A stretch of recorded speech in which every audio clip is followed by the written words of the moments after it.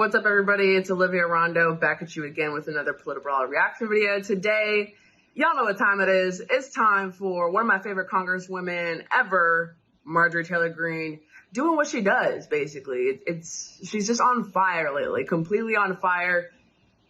She's bringing up the hypocrisy of the Democrats, bringing up videos of Clinton, Obama, Biden calling for cuts, the same cuts that Democrats appear to not want anymore. Because you know what? Everything's wrong when Trump does it, y'all. Everything's wrong when Trump does it. Roll the tape. I would like to begin by showing a video of what DOGE is all about. We know and we have worked to give the American people a smaller, less bureaucratic government in Washington.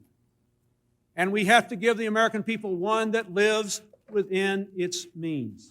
The era of big government is over. The steps we're taking today will save the American taxpayers $9 billion and ordered federal agencies to cut billions of dollars in administrative costs and to trim 100,000 federal positions by attrition. This report tells us how to cut waste, cut red tape, streamline the bureaucracy, change procurement rules, change the personnel rules, and create a government that works better and costs less. We'll consolidate departments. We'll get rid of duplicate departments. We'll allow competition to bring about better service at lower cost. We can downsize government by 12%, reducing the bureaucracy by 252,000 positions. Everyone knows that getting rid of the deficit will require some tough decisions. And that includes cutting back on billions of dollars in programs that a lot of people care about. But what should be easy is getting rid of the pointless waste and stupid spending that doesn't benefit anybody. You're paying for thousands of buildings all across the country no one uses.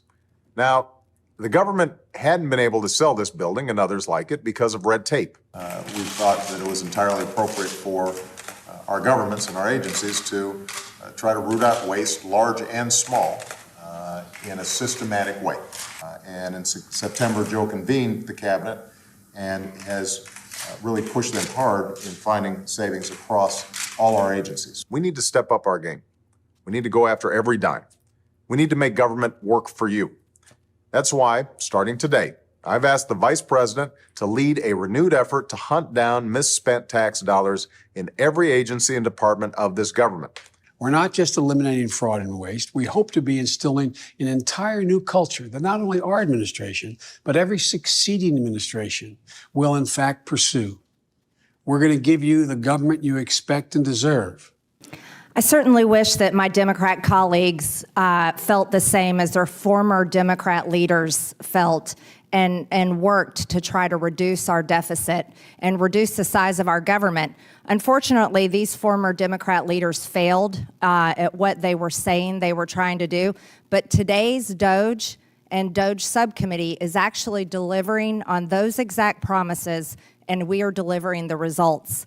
It's too bad that my Democrat colleagues constantly mock DOGE, attack DOGE, criticize DOGE, and criticize the hardworking people in DOGE. They also attack this committee and attack what we're all about.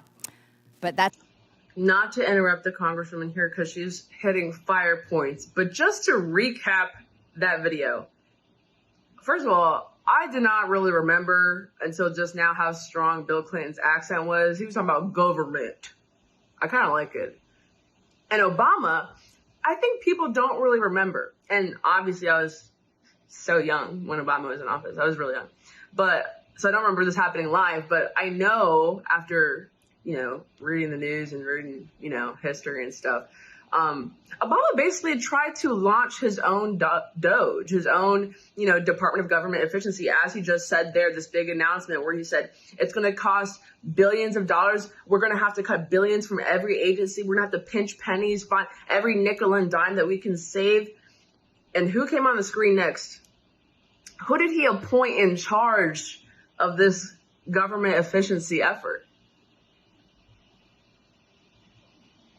None other than everybody's favorite creepy old grandpa, Joe Biden, when he was the vice president. Yes, y'all. I don't know if y'all remember, Joe Biden was the one who was basically the DOGE czar under Biden or under Obama.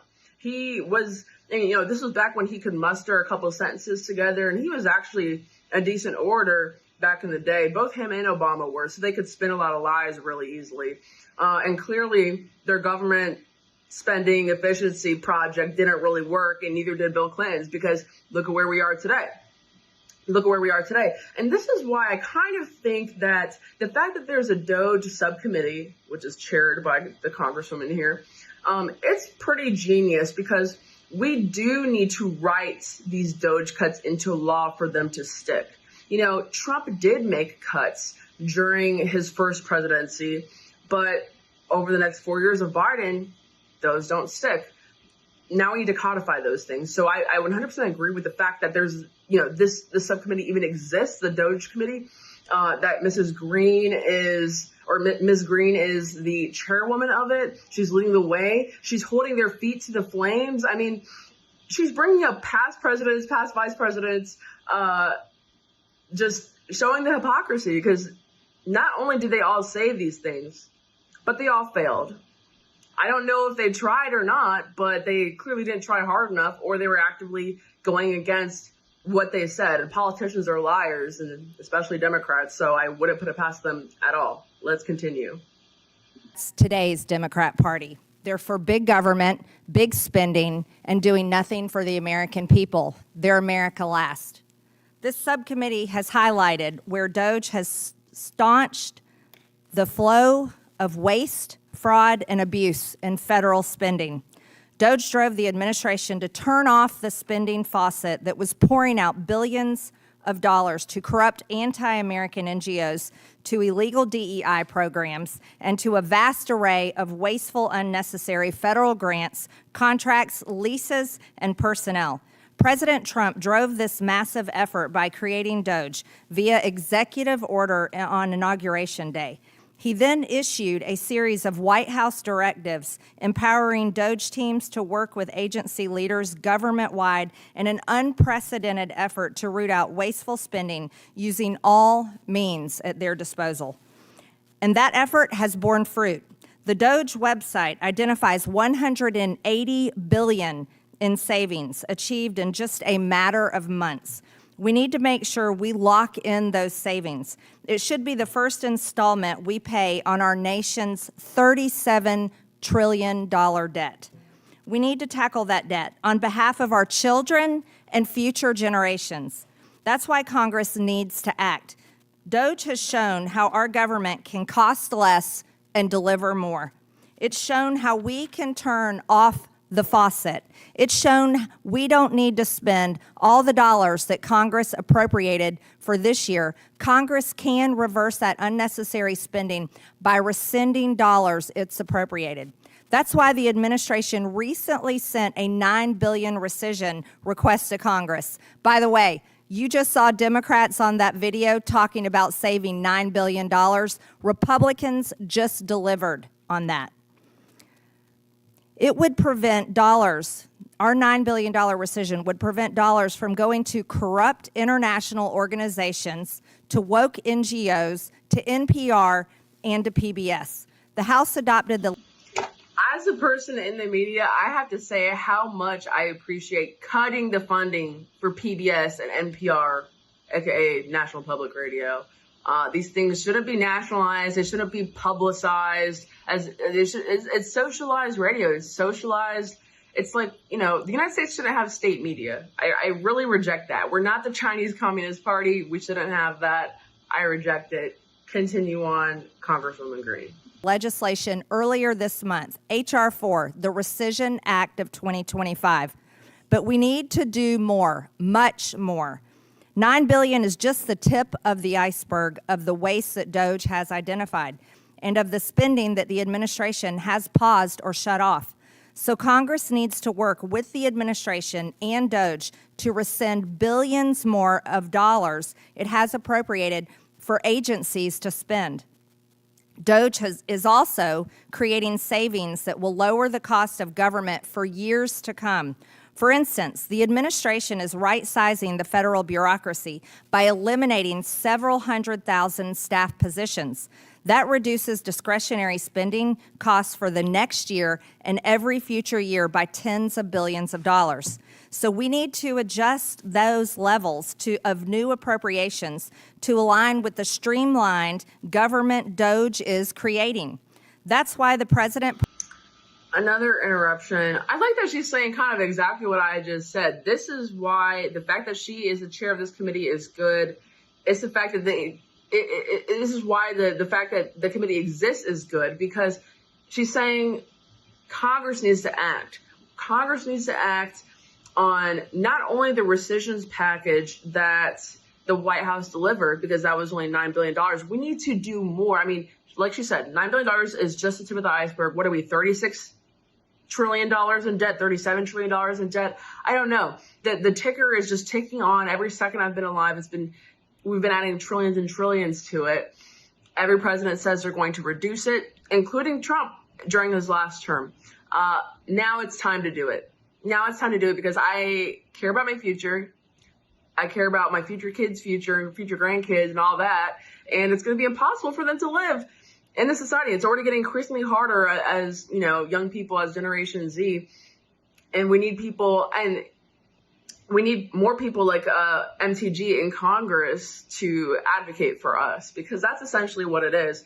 I honestly, the argument about Social Security, the national debt, inflation, to be frank, these are a lot of things that the 70-plus crowd in Congress and government doesn't necessarily need to care about for that much longer. If you have kids and grandkids, then you care about it more, right?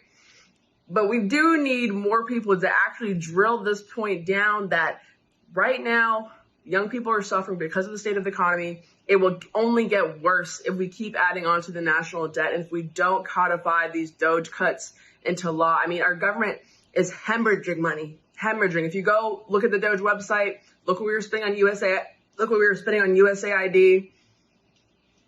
We're paying millions of dollars to turn the freaking frogs gay, basically. So what are we doing here, folks? There are veterans on the street. There are people keeling over on the street from opioids that their doctors got them hooked on after they broke their arm, and now they can't do anything without pills.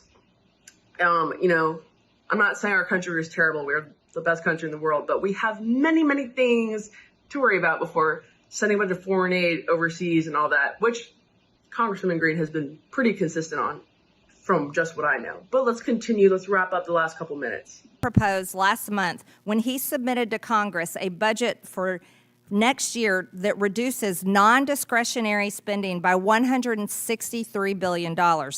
If we lower the spending baseline in that way, we can save $2 trillion in that portion of the budget over the coming decade. We need to lock in DOGE savings for the taxpayers, and we should also be thinking about locking in the DOGE process that has produced these savings. DOGE has attracted enemies because it's taken on Washington's culture of spending and the money laundering schemes that have been embedded in this institution. We should make that a permanent battle. We should institutionalize the battle against waste, fraud, and abuse in government. I hope that is something with which my Democrat colleagues can at least agree on. DOGE is working with agencies. They won't agree on it. I'm sure you know that, Ms. Marjorie. But for the viewers, they won't agree with that. They won't. They can't. They physically can't, because all they want is power and money. And not that Republicans don't want that too, but I think there are a lot more good Republicans than good Democrats, good honest ones who don't just want the power and don't just want to stay in office for decades and decades and decades, like Pelosi's and Schumer's of the world. And like Greene said, I do think there should be some type of permanent structure, some permanent process, some permanent DOGE process that all government funding has to be approved by. Is there DEI stuff in it?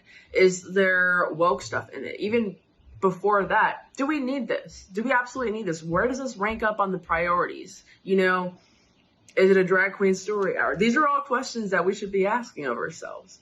Let's wrap it up. To reduce the rampant fraud that GAO says costs taxpayers as much as $500 billion annually. To enhance fraud detection, agencies are now providing the Treasury Department more information about financial awards, and they are making more use of Treasury's Do Not Pay database to avoid funding fraudsters. DOGE is also lowering the barriers that prevent agencies from sharing data to identify duplicate awardees. What's more, DOGE has pioneered what the president calls radical transparency concerning wasteful spending. The DOGE website and individual federal agency sites continually update for public view the specific grants, contracts, leases, and other payments that they are flagging for termination. This is how you change the culture of spending. Girl, I'm going to start praise dancing right now. That was so good. She literally preaching to the choir. I'm the choir. She's a preacher. She's saying everything that I agree with, everything that she should be saying. And the fact that she says this from a position of power, you know, so a member of the government wanting to cut all this government spending, a lot of times when they say stuff like that, I don't trust them. But I trust Marjorie when she says that there. And like she repeatedly said, it's time to lock in. It's time to lock in. Lock in, y'all. That's basically all my thoughts I have on this today. But I am curious, what do you guys think, or who do you guys think should lead the future of DOGE? If there is one as we know it, it's probably not going to be Elon Musk due to some recent events. And he was already scheduled to depart from the administration because, of course, he is a CEO of many tech companies and owner of X/Twitter. So he has other things to pay attention to. But who should be leading this effort? How should it continue when Trump exits office? Let me know in the comments. And please don't forget, you know the drill. Like, share, and subscribe to Politibrawl. I'll see y'all next time. Bye.